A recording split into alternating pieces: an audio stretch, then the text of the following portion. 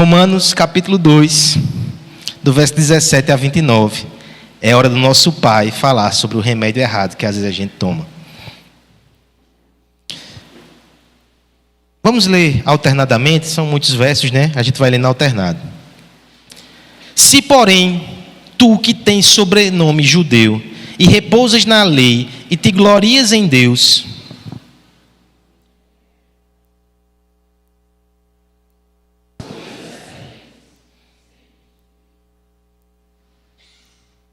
que estás persuadido que és guias dos cegos, luz do que se encontram em trevas,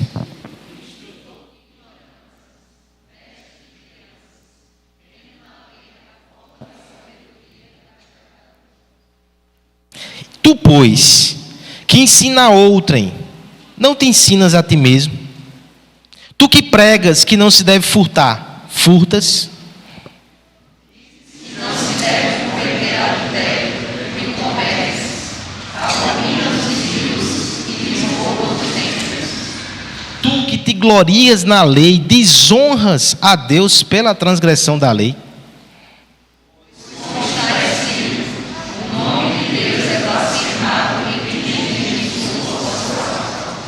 Porque a circuncisão tem valor se praticares a lei. Se és, porém, transgressor da lei, a tua circuncisão já se tornou incircuncisão. Se, pois, a incircuncisão procede do preceito da lei, não será ela considerada como circuncisão. E se aquele que é incircunciso por natureza cumpre a lei, certamente ele te julgará a ti, que não obstante a letra e a circuncisão, és transgressor da lei.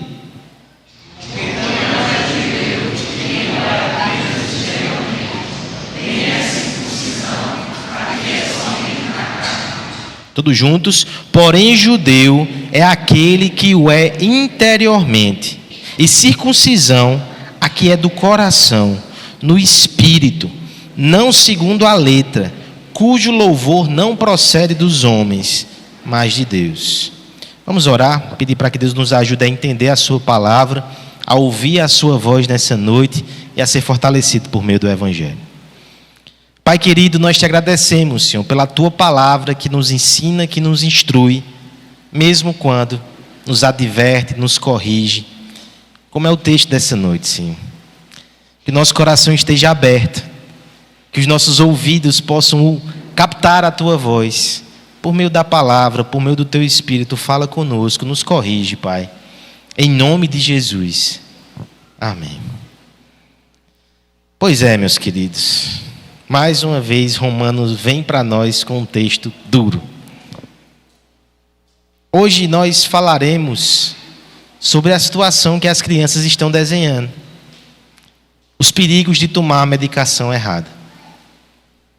Eu compartilhei aí um pequeno relato no boletim, se você já teve a oportunidade de ler, se não, calma que eu vou falar, de uma reportagem de alguns anos atrás, num periódico que falava sobre os remédios, medicamentos que têm efeito placebo. Eles não combatem de verdade a doença, mas têm um efeito psicológico. Seria essa uma definição leiga que eu posso dar. O caso concreto aqui fala de um jovem que brigou com a namorada, e era uma pessoa um pouco intensa. Ele simplesmente tomou 29 comprimidos de antidepressivo. E chegou passando mal no hospital. Vários procedimentos foram feitos, ele recebeu ali todo o tratamento, mas a sua pressão estava muito baixa, ele estava passando muito mal. Quando, de repente, tudo mudou. Porque aqueles que estavam administrando ali os medicamentos souberam que ele, na verdade, estava fazendo parte de um teste. E que os comprimidos que eles estavam tomando não tinham efeito de verdade.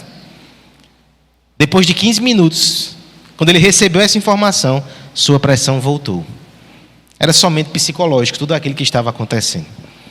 Nesse caso, o remédio errado salvou a vida dele. Se ele tivesse tomando uma droga que fizesse realmente o efeito pretendido por ele, é possível que ele tivesse tido uma overdose. Mas, meus irmãos, nem toda história que envolve placebo termina bonitinha assim. Qual é o perigo, qual é o problema de tomar uma medicação errada? Na minha geração, nós tínhamos um comprimido para dor de cabeça chamado AS. Eita, como era gostoso. Confissão de pecados, né? Quem nunca fingiu para a avó que estava com dor de cabeça para tomar um AS? Que mal há nisso? Primeiro que ofende a lei de Deus, está certo? Que fique muito claro. Mas qual é o mal de você tomar um remédio que não tem um efeito? Ou que você não precisa dele? Primeiro, quando você toma esse remédio que não produz o efeito, você pode estar se enganando, achando que está fazendo um tratamento eficaz, e a doença vai só se alastrando no seu corpo. Olha o perigo. Você pode evitar outros tratamentos, talvez mais dolorosos, talvez um remédio mais amargo. Não estou com esse aqui que é gostosinho, esse é docinho, parece bala. Mas o pior é quando o medicamento, além de ser inútil, de não nos ajudar, fortalece a doença. Você já pensou nisso? Está tomando medicamento pensando que vai ficar bom, mas está fortalecendo um vírus. Você só piora. Você tem que interromper imediatamente esse tratamento. Você precisa mudar de remédio. É a melhor coisa do mundo alguém que chega para você e dê um tapa na caixa. Pelo amor de Deus, solta isso. O que Paulo faz hoje conosco é dar um tapa nessa caixa. É tomar da nossa mão a medicação. É dizer, parem com isso. É ineficaz o tratamento. E é perigoso, é danoso para a alma de vocês. A religiosidade não vai curá-los. Só está aumentando a enfermidade da alma de vocês. Desde o verso 18 do capítulo 1, Paulo vem fazendo algo extremamente impopular. Ele está apresentando por que o evangelho é necessário. Esse é o argumento central da carta aos Romanos. Capítulo 1, verso 16 e 17. O evangelho é o poder de Deus para a salvação. Mas depois de afirmar isso, agora ele passa a argumentar por que o evangelho é tão necessário. Porque ele é a mensagem mais importante. Porque ele é negociável. Porque ele deve estar no centro da igreja, no centro da sua fé e no centro da sua casa, da sua família. Então ele começa a provar por argumentos bíblicos que fora do evangelho não existe salvação. Ele começa com aquilo que é óbvio. Olha para os pagãos fora da igreja, no meio da festa, no meio da bagunça, no meio dos seus pecados, esses aí estão debaixo da ira de Deus. Eles precisam do evangelho. E a igreja diz, amém. Concordamos com isso. Mas aí semana passada ele começou a fazer uma transição um pouco mais dolorosa. Ele começou a falar daqueles que têm uma postura moral diferente. Não necessariamente o religioso ainda, tá certo? Mas o moralista. E nós vimos aqui na semana passada os pecados da moralidade. O moralista também precisa do evangelho. Agora ele dá o passo final. Ele chega para os judeus que estão assentados no seu auditório ou que leem essa carta e diz, vocês também precisam do evangelho. A verdade que Paulo quer ilustrar é que nenhum de nós aqui nessa noite, nenhum, é aprovado por Deus e obtém a salvação sem o evangelho. E aqueles que tentam fazer isso por meio da religiosidade, esses estão numa condição ainda mais perigosa, porque acham-se tranquilos. Mas esse medicamento envenena a alma. Nós veremos hoje 3 pecados da religiosidade, assim como vimos da moralidade semana passada. Mas logo lhe antecipo, isso é para o nosso bem. É para que a gente se afaste dessas coisas e para que a gente corrija o nosso coração. Quais são os pecados mencionados aqui da religiosidade? Do verso 17 até o verso 21, parte A, nós falaremos sobre o orgulho. Do verso 21, parte A ainda, até o verso 24, nós falaremos sobre a hipocrisia. Só coisa boa. E do verso 25 ao verso 29, nós terminaremos falando sobre o cerimonialismo. Tá certo? Primeira coisa então, primeiro pecado da religiosidade, verso 17 até verso 21, parte A, nós veremos o pecado do orgulho. Eu peço que a igreja me ajude nessa leitura, verso 17 até o verso 21. Se, porém, tu...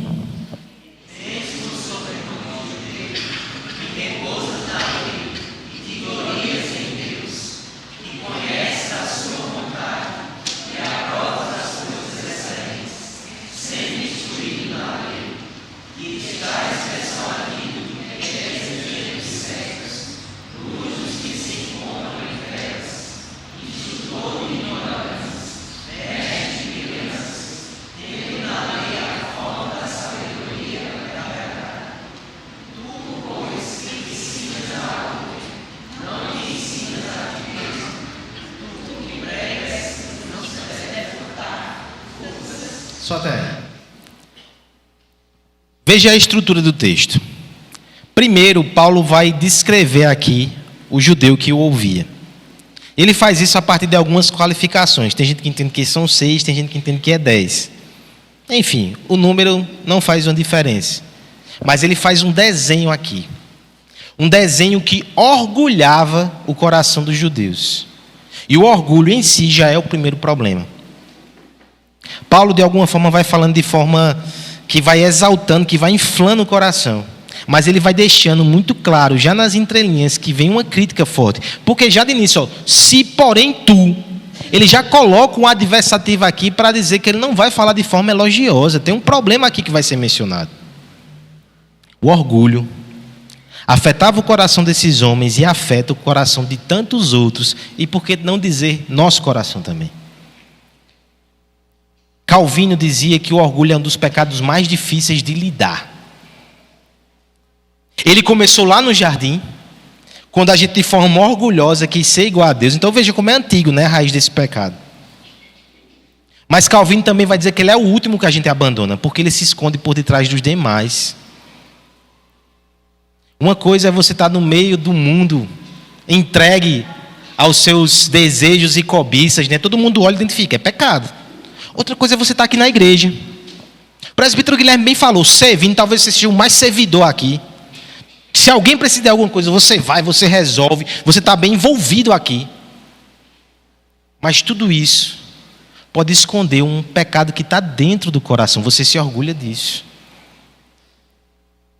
Eu me lembro de C.S. Lewis, mais uma vez citando, Cartas de o Diabo ao Seu Aprendiz. Se você não adquiriu essa obra, eu reforço, é muito interessante. Ele vai falar, inclusive, que utilizar o orgulho é excelente estratégia para você afastar as pessoas de Deus. Porque você pega, por exemplo, alguém que é viciado. E se de repente você tira esse vício, você abre mão desse vício, vai ser doloroso ali para o diabinho que está tentando aquela pessoa. Abra mão. Mas de repente faça com que ele se torne orgulhoso porque ele abandonou. Ele vai ser aplaudido pela sua família, não vai ter problema no casamento, vai ser socialmente aceito, a igreja vai achar bom, mas ele continua algemado pelo pecado invisível do orgulho. Foi melhor, inclusive. Veja como isso é perigoso. Olha o orgulho do judeu. E olha se esse orgulho também não é seu e meu em alguma medida. Primeira coisa, eles orgulham-se do nome que recebem, né? Se tu, porém, que tem por sobrenome judeu. Interessante a ideia de ter por sobrenome. É como se fosse Vitor Guimarães, o judeu. É como se esse nome ele fosse acoplado à nossa identificação. Judeu, especificamente, traz uma carga de orgulho para eles. Esse povo, também conhecido por hebreus, isso é mais no início do Antigo Testamento, eles são chamados assim por outros povos. Depois eles passam a se chamar israelitas, tem a ideia da identificação nacional. Agora, pastor Kiwi falou sobre isso hoje, quando as tribos se separam. As 10 tribos rebeldes viram Israel, eles passam a optar a ser chamados por judeu, que faz referência a que tribo? Judá. A tribo que fica com a linhagem de Davi. A tribo que permanece fiel é a tribo que volta do exílio. Então, judeu traz toda essa carga histórica. Nós somos os fiéis. Nós somos os que permanecemos. Olha o orgulho que está por trás disso. Tu que tens por sobrenome judeu e repousas na lei. Repousa na lei. Que linguagem interessante, né? Veja, Paulo não é muito dado à poesia não, tá certo? Se ele usa isso aqui, é porque ele está querendo ilustrar alguma coisa bem gráfica para nós. O judeu tinha um privilégio de ter a lei de Deus.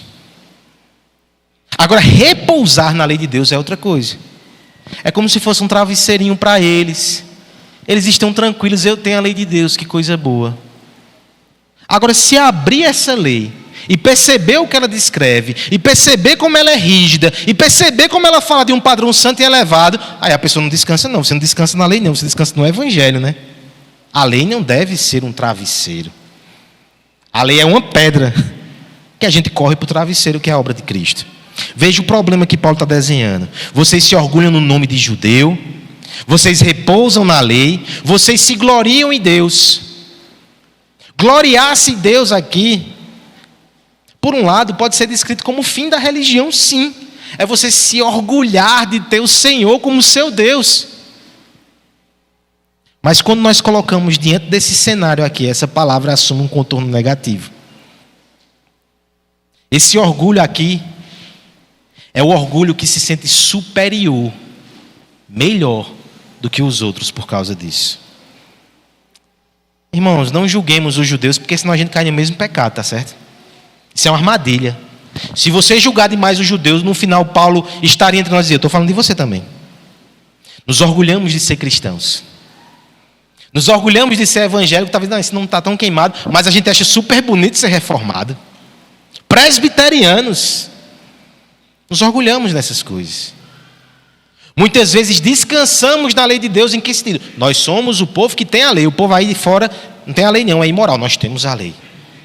Gloriamos em Deus como se isso dissesse alguma coisa sobre nós. Não diz alguma coisa sobre Ele. É graça. Veja o restante do verso. O judeu é aquele que conhece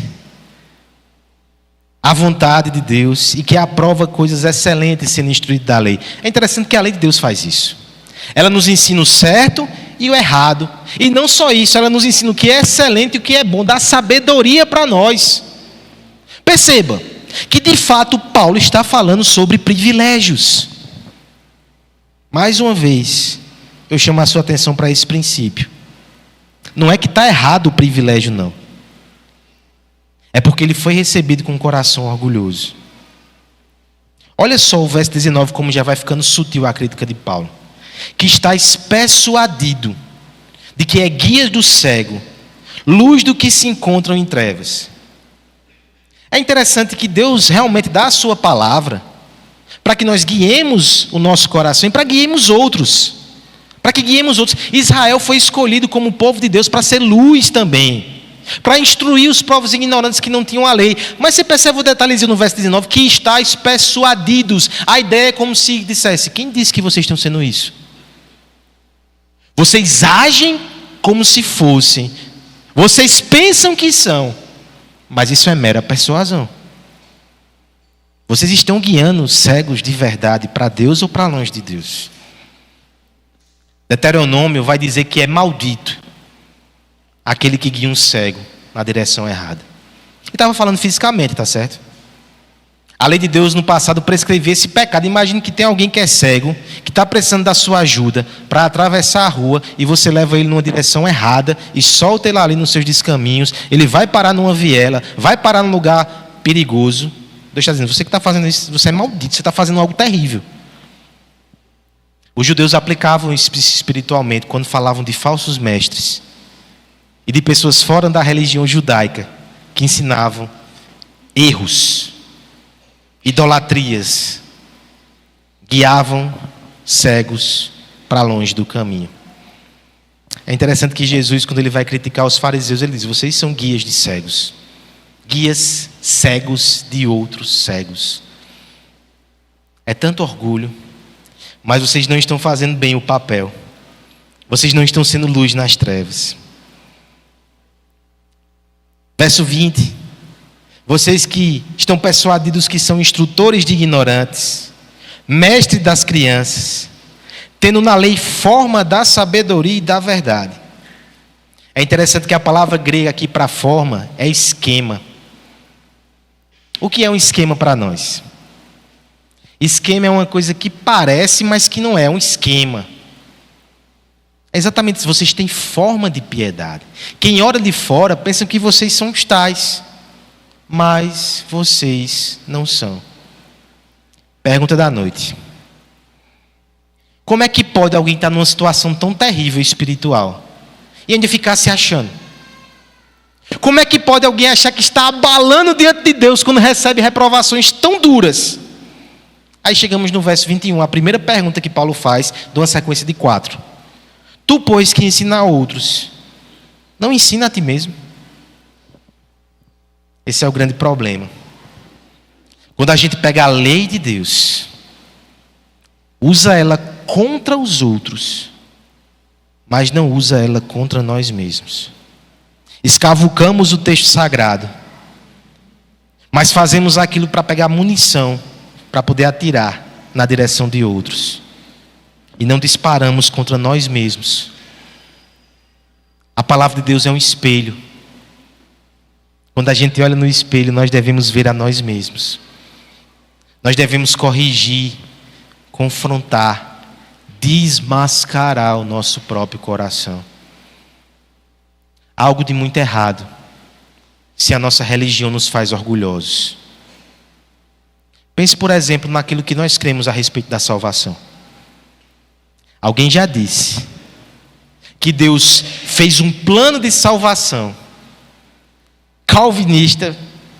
A pessoa não disse isso, mas é a descrição da salvação calvinista, que tudo vem de Deus. Ele que escolhe, Ele que salva, Ele que nos arrasta para si. Tudo é de Deus, tudo é sobre Deus, para que ninguém possa colocar uma vírgula e dizer, eu tive mérito, Não, foi Deus que lhe salvou. Deus dispôs a obra da salvação de tal forma para que ninguém possa se vangloriar. Quando estivermos diante de Jesus, na consumação de tudo, todos, o pastor que teve mais pregações aí pelo nosso país, o irmão mais experiente, a irmã de oração, o grande evangelista, aquela que criou sua família diante do Senhor e que tem todos os filhos convertidos ali como troféus, esses, quando virem Jesus, vão se ajoelhar, colocar a sua cara no pó e dizer, toda glória a Cristo. O evangelho faz isso. A doutrina da graça faz isso. A soberania de Deus encarada na nossa salvação faz isso. Como, pois, se justifica o orgulho espiritual entre nós? Veja, eu não estou falando para outros irmãos que creem de forma diferente. Eles serão confrontados pelo Senhor a seu tempo. Eu estou falando de nós que cremos assim. Como é que ainda pode subsistir orgulho entre nós? É inconsistência, é incoerência, é cegueira. Sabe o que está faltando? Apontar a palavra de volta para nós. É ler a Bíblia contra nós. Veja que princípio interessante. Você vai à palavra de Deus e você vai encontrar promessas, textos inspiradores, descrições lindas de Jesus que te animam, mas você também vai encontrar ali Deus confrontando o seu pecado, o seu coração, e isso é bom. Todo dia que Deus te humilha na palavra, Ele está matando o orgulho. E você vai poder ser mais humilde. Imagina que você não toma essa pílula diária. Aí você sai de casa com o queixo erguido, com o coração altivo. E você vai julgar os outros. Você vai ser intolerante. Você vai ser impaciente. Você vai humilhar quem erra. Mas quando a palavra te quebra e te humilha, logo de manhãzinha você toma o seu remédio e você sai. Que perigoso é a religiosidade que dá o remédio errado. Você alimenta a sua alma de uma visão inflada de si mesmo. E você sai pronto para atropelar as outras pessoas. Cuidado com a religiosidade. É o remédio errado. Solta! Pega o evangelho. O evangelho que nos humilha, porque exalta a Cristo. O evangelho que diz que somos pó, mas com esse pó Deus está construindo algo lindo. O evangelho. Precisamos dele. Religiosidade não salva, prejudica e nos deixa feios espiritualmente. Segundo pecado, pecado da hipocrisia, tá certo? Vamos ler agora dos versos 21 até o verso 24. Eu peço a ajuda da igreja para a gente ler de forma alternada. Vamos lá, vou ajudar. Tu, pois,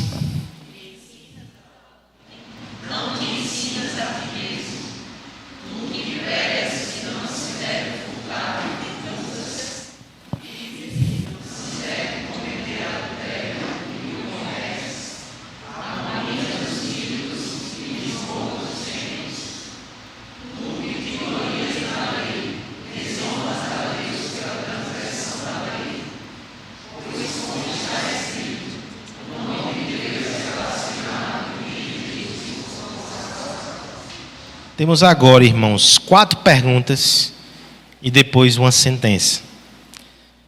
Paulo vai combater agora o pecado subsequente ao orgulho. Quando nos orgulhamos, o que fazemos? Nós precisamos ser hipócritas. Inevitavelmente isso vai acontecer. Porque pecadores todos nós somos.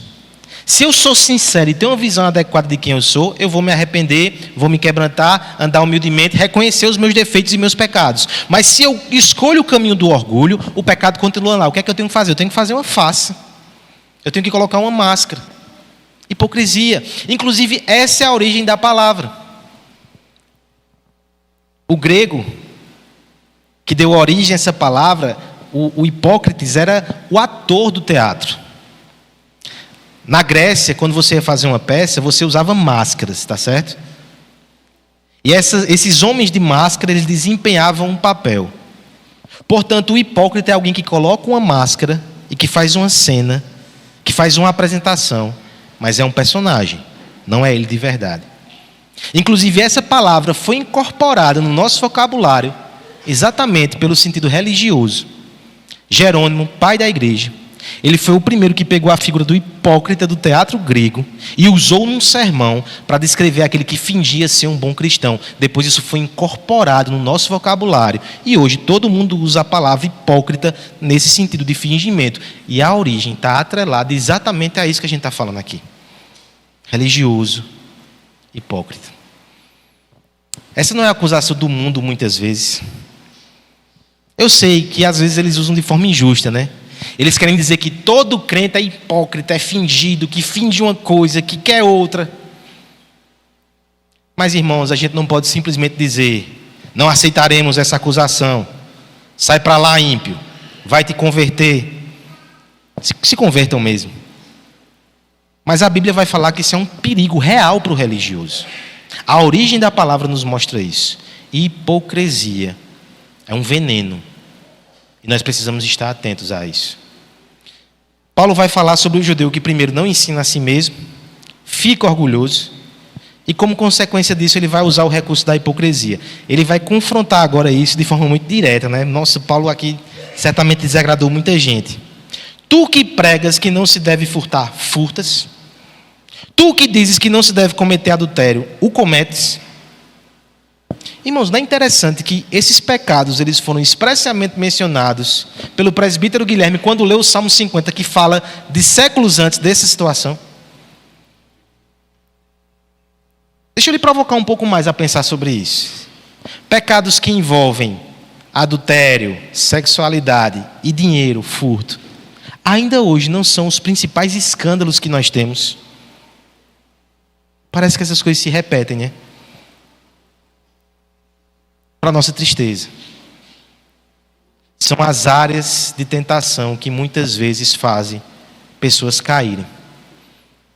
E as pessoas escondem isso pelo véu da hipocrisia. Que coisa triste. No ajuntamento do povo de Deus, tem gente usando máscara. Acusação para os judeus do primeiro século. Vocês roubam. Vocês pegam as ofertas para si. Vocês inventam regras para extorquir dinheiro dos fiéis. Oh, meu Deus, parece que ele está falando dos pecados de parte da igreja evangélica hoje.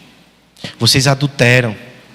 Lá em Malaquias, vai falar sobre os sacerdotes que abandonavam as mulheres da sua juventude para ir atrás de uma novinha. Sacerdote fazendo isso. Alguns não abandonam, né? Eles conciliam. Isso é pecado. Isso é terrível. E o pior é que esses homens mantinham a máscara, mantinham a aparência e continuavam no culto ao Senhor. Que coisa terrível. Olha a última, tá certo? Abomina os ídolos e lhe rouba os templos. Aqui nós temos uma questão um pouco controversa, porque a leitura literal vai dizer o seguinte: a seguinte cena, o judeu está dizendo: não, é errado adorar imagens. Aí quando o pessoal sai, ele pega a imagem e rouba para vender ou fazer alguma coisa. Muitos comentaristas vão dizer que esse pecado ele não aparece de forma muito concreta nos registros. Não tem-se notícia que se faziam isso, que os judeus roubavam, saqueavam, vendiam imagens. E na verdade isso vai na contramão do raciocínio que o apóstolo vem fazendo. Porque veja o raciocínio. Você diz que não é para furtar e furta. Você diz que não é para adulterar, adultera. Você diz que não deve idolatrar, a lógica é idolatra. Não seria essa a lógica? O furtar os templos e os ídolos, seria dizer, vocês estão condenando os idólatras, mas vocês também estão praticando idolatria. Vocês roubam os ídolos deles, não fisicamente, mas na confiança do seu coração. Vocês que apontam para as imagens e dizem, isso é idolatria. Eita, nessa época de São João, tanta idolatria. Mas está cheio de ídolo no coração. Vocês estão aprendendo com eles a ter ídolos também. Vocês confiam em coisas que não é Deus. Vocês dão a sua adoração a coisas que não são Deus. Depositam a sua esperança em coisas que não são Deus. Amam acima de Deus as coisas, as pessoas. Vocês são idólatras também. Aqui tem algo muito forte, tá certo? O povo do Senhor foi exilado por 70 anos na Babilônia para extirpar o pecado da idolatria. E muitas vezes nós comentamos, inclusive aqui na igreja, que quando eles voltam, depois do exílio, eles não idolatram mais imagens. De fato, isso aconteceu em Israel. Eles se tornaram anti-imagens. Mas isso não quer dizer que eles superaram por completo o pecado da idolatria. Olha o Paulo falando, vocês continuam sendo idólatras. Idolatram dinheiro, sexo, reputação, religião. Vocês são idólatras ainda. Aí olha só como isso é interessante. Primeiro, verso 23. Te glorias na lei, mas desonra a Deus pela transgressão da lei. Isso é a conclusão do que está dizendo. Se orgulham tanto da lei, o que é que vocês estão fazendo com essa lei? Olha os pecados de vocês, olha a hipocrisia de vocês. Aí chega no verso 24. Pois como está escrito, o nome de Deus é blasfemado entre os gentios por causa de vós. Como está escrito, de onde vem isso? Isaías. Isaías fala para o povo no cativeiro da Babilônia. Vocês foram chamados para ser luz para os gentios, mas estão humilhados aí na Babilônia por causa do pecado de vocês. Vocês são vergonha, vocês são blasfêmia, em vez de ser luz. Paulo puxa esse texto e vai dizer, vocês pensam que isso acabou, foi? Porque vocês voltaram para a terra de vocês, vocês pensam que isso acabou, vocês continuam sendo motivo de vergonha e de blasfêmia, mesmo aqui. Irmãos, olha a aplicação dura. Não é só porque você está aqui dentro que você saiu de um lugar e você foi para o outro, que o seu procedimento não está envergonhando o nome de Deus, não. Os hipócritas envergonham o nome de Deus, mesmo que estejam arrumadinhos, dentro de um lugar e um ambiente assim como esse, no meio de gente crente. Mas quem sabe que você está sendo escandalizado? Quem somos nós? Em algum nível todos somos hipócritas. Em algum nível nós não mostramos tudo o que somos.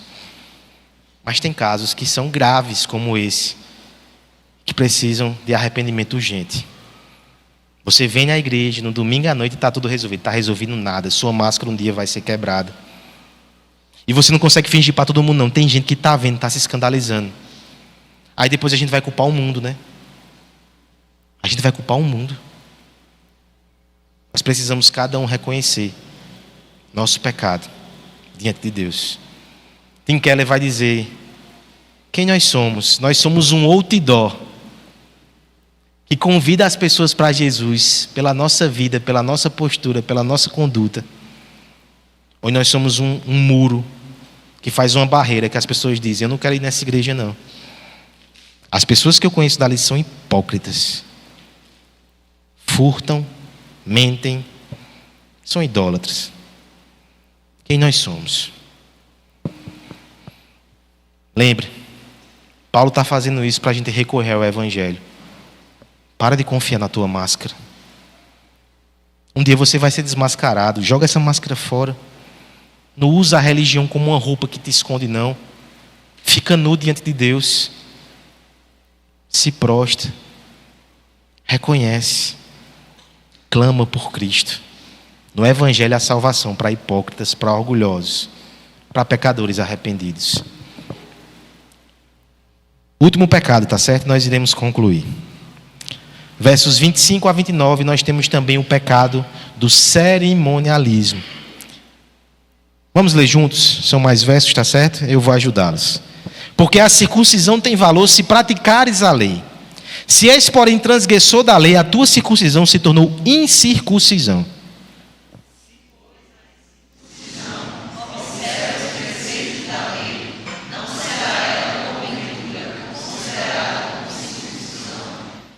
E se aquele que é incircunciso por natureza cumpre a lei, certamente ele te julgará a ti, que não obstante a letra e a circuncisão, és transgressor da lei.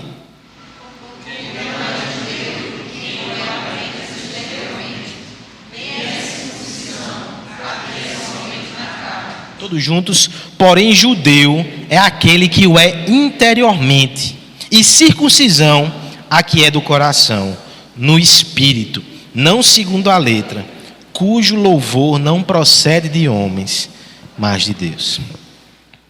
Cerimonialismo. Você pensou que ele está junto de orgulho e de hipocrisia? Será que cerimonialismo é uma coisa tão séria assim? É demais, irmãos. E essa semana eu ganhei uma ilustração no colo, tá certo? A gente abriu uma caixinha de perguntas no Instagram, né? Pergunta ao pastor. E uma delas foi bem polêmica e transformaram num Reels, né? Já para circular mais. A pergunta basicamente dizia o seguinte: nós podemos chamar os católicos de irmãos? Olha que delicado. A primeira coisa que eu respondi é que, de forma geral, como humanidade, nós podemos ter essa compreensão de irmandade dos homens. Mas, teologicamente, de maneira bem estrita, nós temos um problema. Só é filho de Deus aquele que crê em Jesus Cristo como único e suficiente Salvador. Porque é só Jesus que nos faz filhos de Deus por meio da sua obra, da sua cruz e da sua expiação. Ninguém é filho natural como ele é. A doutrina da adoção, ela exige que a gente creia no Evangelho puro e simples. É filho de Deus quem crê em Jesus como seu Salvador. Nesse sentido, todo religioso, não somente católico, mas todo religioso que não crê de forma pura e simples no Evangelho, ainda não é irmão. Foi isso que a gente colocou. Mas aí veio um católico, um primo, né, que a gente descreve, e ele veio comentar comigo e foi muito interessante a interação. Alguns acompanharam aí, né? Ele começou a falar o seguinte, a resposta dele bem simples foi: não, pastor, é irmão quem é batizado, e ponto. Olha que interessante. Muitas vezes nós vemos o catolicismo somente de forma genérica como religião de obras, né? Salvação pelas obras.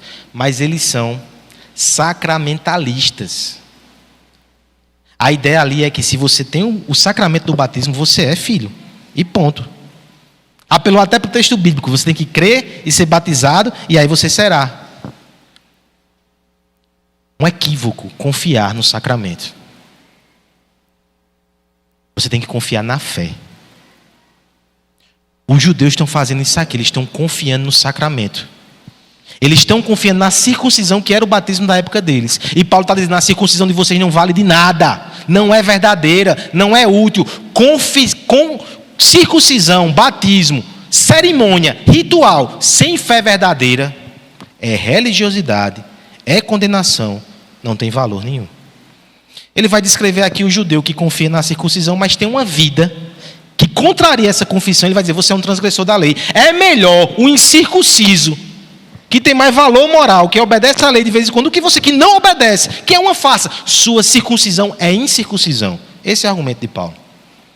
Aqui ele toca num ponto sensível e central. Alguém já disse assim, salvo engano, Bavinck, Herman Bavinck, que a religião de Israel tinha 3 pilares. Primeiro pilar, a lei, que nos mostra a vontade de Deus. Segundo pilar da religião, a circuncisão, o símbolo que você faz parte da aliança. Terceiro pilar, os sacrifícios. Olha que interessante. A lei podia passar uma impressão errada. Eu cumpro a lei e sou salvo. A circuncisão podia passar uma impressão errada. Eu faço o ritual e sou salvo. O sacrifício me lembrava que nem a circuncisão, nem a lei é suficiente. Eu preciso de sangue derramado de outro no meu favor. No caso, o sacrifício apontava para Jesus. Olha o problema que acontece durante os anos do exílio. Eles tinham a lei, eles liam na sinagoga. Eles tinham a circuncisão, o Império Babilônico não os impedia de ter esse sinal administrado. O que é que eles não tinham mais? Sacrifício. Eles não podiam ir ao templo, eles estavam fora da sua casa. Eles não podiam fazer aqueles rituais. A religião judaica da época da sinagoga não tem mais sacrifício. Qual é o problema? Você só tem 2 pilares agora sem o sacrifício: lei, circuncisão. E veja se não é isso que Paulo está atacando. Dos versos 17 a 24 ele vai tratar da lei. A lei condena vocês. Dos versos 25 a 29, ele trata da circuncisão. A circuncisão não serve, não salva, não é verdadeira, porque falta fé, e falta uma vida que evidencie essa fé. Ele termina, no entanto, falando nos versos 28 e 29 da verdadeira circuncisão. Ele então não está abandonando o rito. Deus tem seus ritos, tem suas cerimônias, mas elas devem ser feitas com coração, com sinceridade, com compreensão, no poder do Espírito, de verdade, e não como mera encenação. Não de maneira supersticiosa. Temos irmãos que estão se preparando para o batismo. Deixa eu falar bem claro para você, isso vai te ajudar, inclusive na sabatina com os presbíteros. O batismo não te salva. O batismo é uma declaração que a gente crê que você já foi salvo. O que salva é a fé, é o novo nascimento. O batismo é graça para a tua alma, comunica graça.